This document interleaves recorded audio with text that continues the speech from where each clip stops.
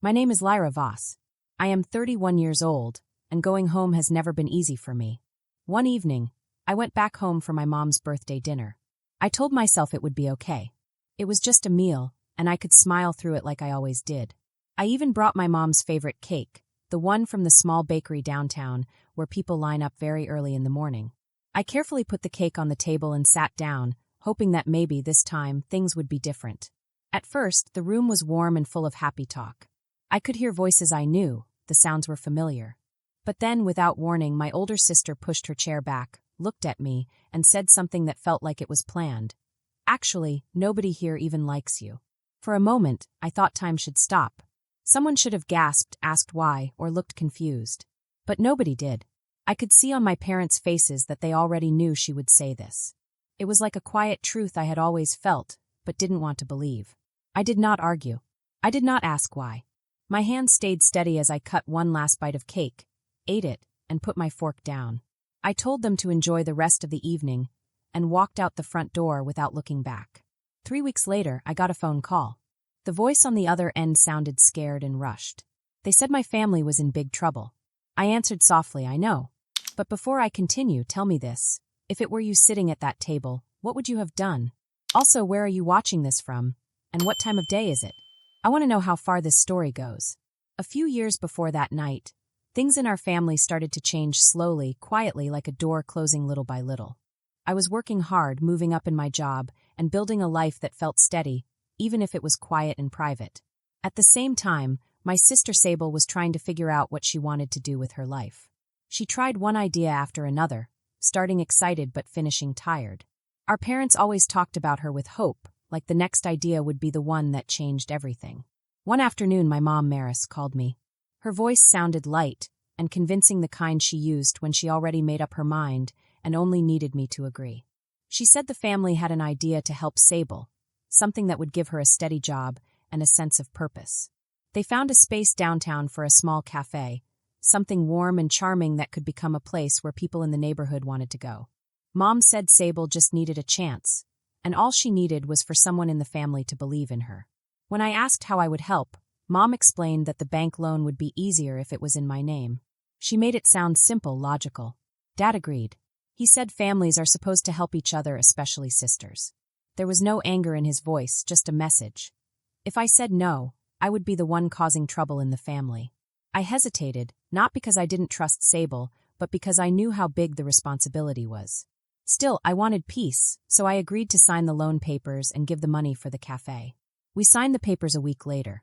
Sable hugged me with a bright smile, thanking me with a happiness that felt real at the time. A few months later, the cafe opened. It had warm lights, a shiny coffee counter, and shelves with small plants that Sable said made it feel alive.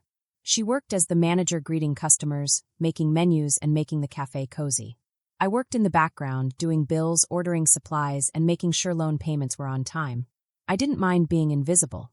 I liked knowing things were running smoothly, because of me. At first, there was a feeling that we were both part of something great.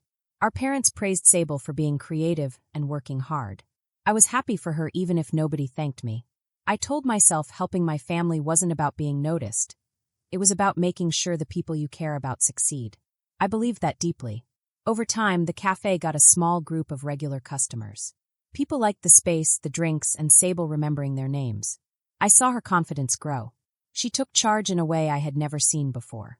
I felt hopeful that things were finally getting healthy and balanced for all of us. But what I didn't understand then was that people can forget to be thankful when they start thinking what they were given was always theirs. The change happened slowly at first. I didn't notice it at first, but the foundation for the problems to come was already there. 3 months later, the cafe was busy. People lined up early, even before the doors opened.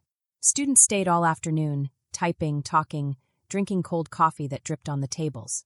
The cafe had the soft sound of talking and the hum of the coffee machine. It felt like something meaningful we had built together. Sable was at the center of it. She moved behind the counter with ease, greeting customers by name, asking about their day, remembering little things they had told her. People liked her and thought she was the heart of the cafe. I worked at a small desk in the back, balancing bills, filling out payroll, and checking orders for next week. It was the kind of work that no one sees and no one claps for, but without it, the cafe would fall apart. At first, I thought we both knew that our roles were different but equally important. But slowly the story started to change. When customers complimented the cafe, Sable smiled as if she had done everything herself. She stopped saying anything about the nights we spent working together or the loan in my name.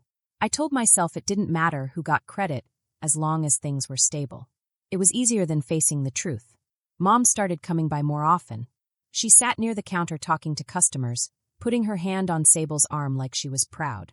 She would say the cafe was built by Sable. If someone looked at me, she would laugh and say I just helped a little when I had time, like my work didn't really matter. The first time I felt my chest tighten, I looked at Sable, hoping she would correct the story. But she kept smiling politely, focusing on the coffee machine, and let everyone think I didn't matter. Dad joined in soon after. When relatives or neighbors asked about the cafe, he praised Sable for her creativity and leadership. I listened quietly, thinking about the loan still in my name. The payments came from me, the risk was mine. But nobody mentioned any of that. It was strange because I had worked so hard to help Sable succeed. I had given my time, my energy, and my money. I had stayed invisible because I thought that was what family was supposed to do, help without expecting thanks. But now it felt like my work didn't exist at all. Every compliment Sable got, every happy customer, every small success of the cafe, I watched it all happen from the back. It was like I was invisible even in my own family. I started to notice other things too. Mom would make little comments to Sable like, "You are so amazing, you built this place yourself," and Dad would nod. Even strangers would say things to Sable, praising her hard work. They never knew the truth. The loan was mine, the bills came from my account, and without me, the cafe wouldn't have existed. But to everyone else, it looked like Sable had done it all on her own. Some days I felt proud of her. I wanted her to succeed. I still wanted her to be happy. But other days, my chest would hurt with the knowledge that nobody noticed me, that nobody even remembered my part in it.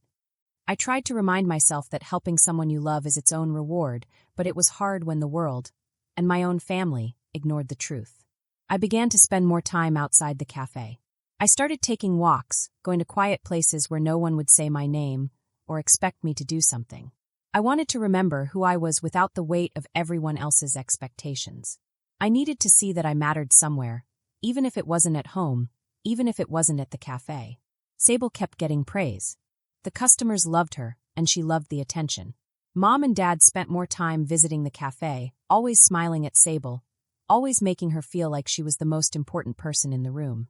I stayed in the back, doing my work quietly, but every now and then, I would hear someone say, "Sable did all of this herself." And my chest would tighten again. It was strange to see how quickly people can forget. Even family can forget when something was shared and who made it possible. I realized that gratitude doesn't always last. People can start to think that the good things they have were always theirs, even when someone else worked hard to make it possible. I had given Sable a chance, and she took it. She flourished. But slowly, she and everyone else acted like my help never existed. Even though it hurt, I kept going. I kept working, and kept making sure the cafe ran smoothly. I kept signing the bills, keeping the orders correct, and making sure the money was paid on time. Because that was the right thing to do. Because someone had to make sure the place survived. And even as my family's praise went to Sable, I kept remembering that night of my mom's birthday dinner. The words my sister said, the quiet understanding on my parents' faces, the way no one stopped her. Those words and that silence had stayed with me. They reminded me that sometimes, family doesn't work the way you think it should. Sometimes the people closest to you can hurt you, even if you tried your best to help them. But even with all of that, I knew I had done the right thing. I had given Sable a chance to succeed. I had tried to keep my family together. And I had done it all without asking for credit. I had stayed quiet, stayed steady, and done the work no one saw. That work mattered. I realized that some people will never understand or thank you, even when they should. But the work you do, the care you give, the love you show, it exists even if nobody else notices it. And sometimes that is enough. So I kept working. I kept helping. I kept walking out of the dinner table without looking back. I kept signing the bills, checking the orders, and balancing the books. I kept making sure the cafe existed, even if nobody else noticed. Because I knew that without me, it wouldn't exist at all. And that truth, quiet as it was, gave me the strength to keep going, day after day, even when everyone else forgot. Over time, things started happening in the cafe without me. Sable began to make decisions on her own. She changed the menu, moved the tables and chairs around, and got new suppliers. I only found out about these changes when I saw them myself. When I asked her why she had done these things, Sable looked at me in a cold and distant way, like my questions were annoying or unnecessary. That's when I realized she didn't think of me as part of the cafe anymore, even though I had helped make it possible from the very beginning. There were no big fights, no loud arguments, just a quiet feeling that I was being pushed out of a place I had helped create. Some days, when I walked into the cafe, I felt like a visitor, someone who was allowed to be there but not really included. I learned that being quietly left out hurts more than someone being openly mean. 6 months went by before I noticed how far apart Sable and I had become. The cafe was still doing well. Many people from the nearby streets and the community college came regularly. Sable seemed more confident than ever, almost like she was acting in a play. She walked tall, moved carefully, and seemed like everyone around her admired her, and many did. Her confidence felt almost theatrical, as if she had practiced it in front of a mirror every day. Watching her, I felt invisible, even in the place I had built. One afternoon, I went to the flower shop next door to buy a small bouquet for a regular customer who had just graduated. The shop owner, Mrs. Isolde, usually smiled warmly at me, but that day she looked unsure. She whispered to me as she handed me the flowers that Sable had been telling people that I had only signed some papers and didn't really help the cafe at all. Mrs. Isolde tried to make it sound like it was just a small, casual comment, but the words made me feel heavy and cold inside. My stomach twisted and my heart sank. I wanted to run away, to hide somewhere quiet, because hearing someone I trusted repeat lies felt worse than a sudden shout or argument. Later that week, my best friend Kala came to my apartment after work. She had heard the same thing from 2 regular customers who came often. They said Sable's words almost exactly. I listened quietly as Kala tried to defend me, but it didn't seem to matter. I thanked her for telling me, even though I didn't know what to do yet. I needed time to understand why Sable wanted to take not only the credit for the cafe, but also erase me completely. Why would she try to make it seem like I didn't exist? I thought about it for days, letting the question sit in my mind like a small stone that grew heavier the more I thought about it. The answer came at Mom's birthday dinner. We were all at my parents' house, the same dining room where we had celebrated every holiday when I was a kid. The table looked beautiful with candles, shiny silverware, and a cake in the middle. I brought a thoughtful gift, something that showed I cared. Sable arrived with a huge bouquet, bigger than a small tree, wrapped in fancy ribbons. Mom clapped her hands and hugged Sable like she was a famous star. Dad smiled and poured her a glass of wine. It was as if Sable had stepped onto a stage, and everyone else was her audience. I felt smaller and smaller, like I was shrinking into my chair. During dinner, the conversations turned to the cafe. Mom praised Sable for her hard work and leadership, using the same tone I had heard before at the cafe. When someone tried to include me in the conversation, Sable spoke lightly, like she was just clarifying a tiny misunderstanding. She said I only helped with a few papers, because I liked to feel helpful. Her voice was smooth and kind, almost affectionate. The room laughed softly, believing her story because it was easy to believe. I could feel the weight of her words pressing down on me, but I stayed quiet. I realized that any defense I offered would be dismissed as bitterness, so I said nothing. Then it happened. Sable leaned back in her chair, holding her wine glass, and said with a smile that didn't reach her eyes, "Actually, nobody here even likes you." The room froze for a moment, and then my parents laughed. Not loudly or cruelly, but in a way that told me they had thought it before. I realized it was the first time someone said it out loud. Their laughter felt like proof of something I had suspected, but never wanted to believe. I didn't ask why. I didn't argue. I didn't try to explain that I had a place in the cafe and our family story. I just ate the last bite of cake, tasting almost nothing, and stood up. My chair made a small sound against the floor, quiet but final. I wished Mom a happy birthday calmly and left. The house stayed full of laughter behind me, but something inside me had closed. Sometimes love ends quietly, not with shouting, but with silence. 2 weeks went by after that dinner. The silence between us was never talked about, but it was there in every conversation, every text from Mom that ended with a heart emoji, and every little comment Dad made that pretended nothing had happened. I kept working at my job during the day and took care of the cafe's money in the evening, as I always had. Even after everything, I hoped things could be fixed if I stayed calm and responsible. I was trying quietly to keep peace, even if no one else seemed to care. Every night, I would sit with the accounts, checking every line, every number, quietly hoping to find a mistake, something I could fix to make things right. One evening, while I was updating the monthly expense sheets, I saw something strange. The numbers weren't terribly wrong, but because I had made the system, I could tell something didn't fit. Purchases were listed strangely, and small withdrawals added up over time. When I looked back at past months, the pattern repeated. Money from the cafe was being used for things that had nothing to do with the business. Hair appointments, clothes, weekend trips, all paid for by the cafe. And it all pointed to Sable. I didn't confront her right away. I let the disappointment sink in slowly, because getting angry would just make me look like the difficult one, as she had always said. Instead, I went to my mom, the person who should have cared about fairness. I asked if she knew that Sable was using business money for personal things. She was quiet for a moment, then said I was overthinking, that running a business sometimes comes with little perks, and that I shouldn't embarrass Sable. Later, I asked Dad. He sighed and said I was making a big deal out of nothing, and that family shouldn't keep score. Both of them sided with Sable, not loudly or angrily, but completely, and it hit me harder than any insult could. I realized then that I had spent years trying to find a place in a family that wouldn't change. They didn't want fairness, they wanted what was easy. I had been useful when I signed papers, handled legal documents, and quietly paid bills. But now that the cafe was running smoothly and Sable was admired, my part was supposed to disappear. So I stopped explaining. I stopped expecting anyone to understand my place. I began gathering all the papers, statements, and records that showed my role was real and important. I talked to a lawyer, not because I was angry, but to be clear. The cafe was legally mine, and the records showed where the rules had been broken. I didn't tell anyone what I planned to do. I just prepared quietly and steadily, without saying sorry. The line had been drawn, and I was choosing which side to stand on. One weekend morning, the air felt very still, like the day knew something big was about to happen. I arrived at the cafe before it opened, carrying a folder with all the papers I had collected. Sable was inside, adjusting displays and humming, not knowing that the situation she had grown used to was about to change in a way she couldn't control.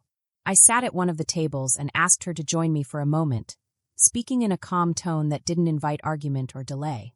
I could see the surprise in her eyes, the slight hesitation as she put down her tools and came over. The quiet of the morning felt heavy, like the air itself was holding its breath, waiting for what would happen next. She hesitated for a moment, but then she finally sat down across from me. Her face looked calm, happy, and confident, like she thought she had already won. She didn't know what I was about to do. I pushed some papers toward her and explained slowly and carefully that I was stopping my help with money and taking away her access to the cafe's accounts. These papers showed clearly who owned the business, who was responsible for what, and who could make decisions. I made sure to speak slowly, so that there could be no confusion. Sable's face changed in a way I had never seen before. The confident, proud, almost fearless look she always wore began to crumble. Her eyes searched mine for answers, for any reason she could use to convince me to change my mind. She tried to find excuses, justifications, or anything to fix the problem that was no longer in her favor. Her voice got louder as she spoke, but I stayed quiet. I did not shout. I did not argue. I just calmly told her the decision was final. I explained that the decision was based on facts. She had used business money in the wrong way, and I had already talked to a lawyer. Within an hour, Mom and Dad arrived, called by Sable's panicked messages. Mom came in first. Her eyes were already wet with tears. She said this was just a misunderstanding between sisters and begged me to soften my stance. She held my hands, her voice shaking as she said that family was more important than papers or money. I listened, but I did not change my mind. I reminded her of all the months I had warned everyone about problems and how my warnings had been ignored. Mom looked away, not wanting to admit that she had let the situation get worse. Dad reacted more sharply. He accused me of tearing the family apart and choosing pride over unity. His voice sounded serious, like he was very disappointed, but I could hear something else beneath it. Fear. Fear that without me quietly holding everything together, the foundation they relied on would crumble.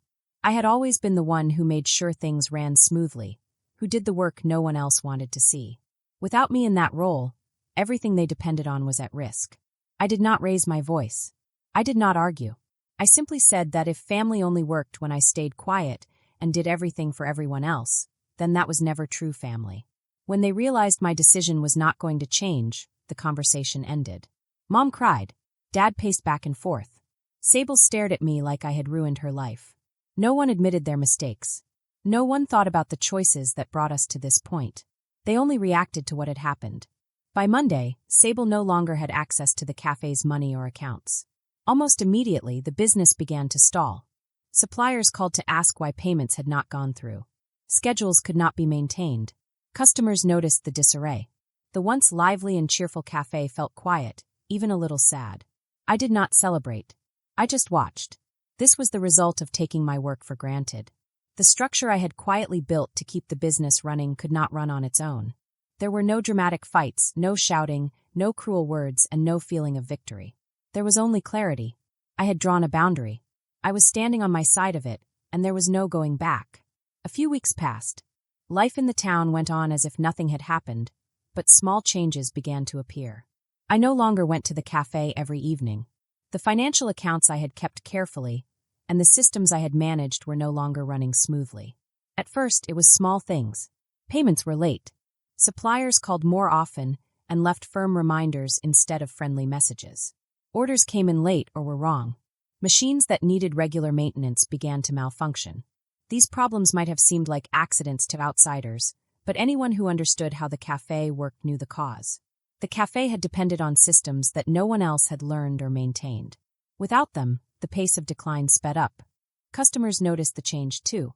The warm and friendly atmosphere that had once made the cafe special disappeared.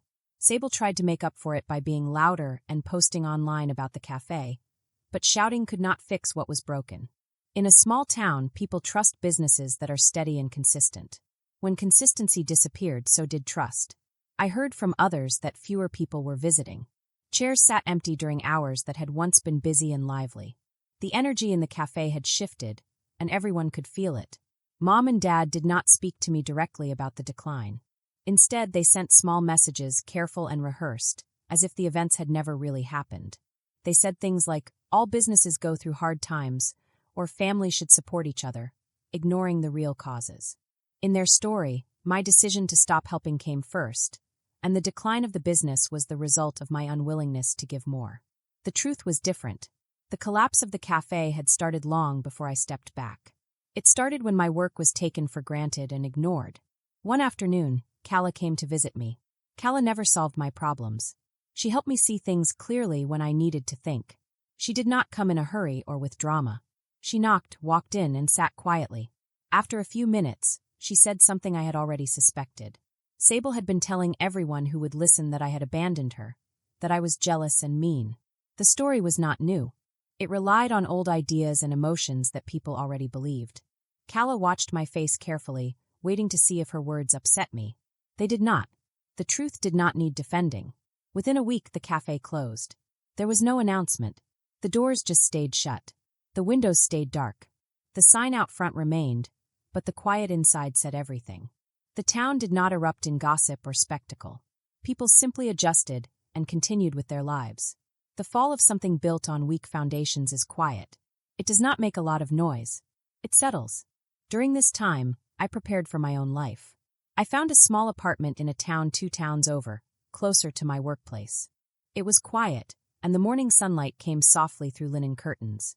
I packed my things slowly, intentionally, not in a rush or panic, but with the certainty of moving into a new life.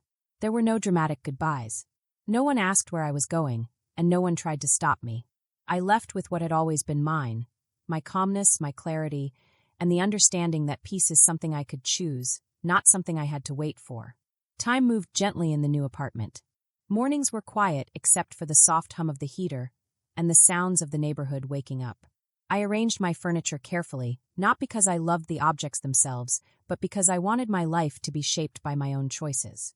On a small shelf by the window, I placed a small painted card that Ira had given me many years ago. Ira had been younger then, still full of kindness.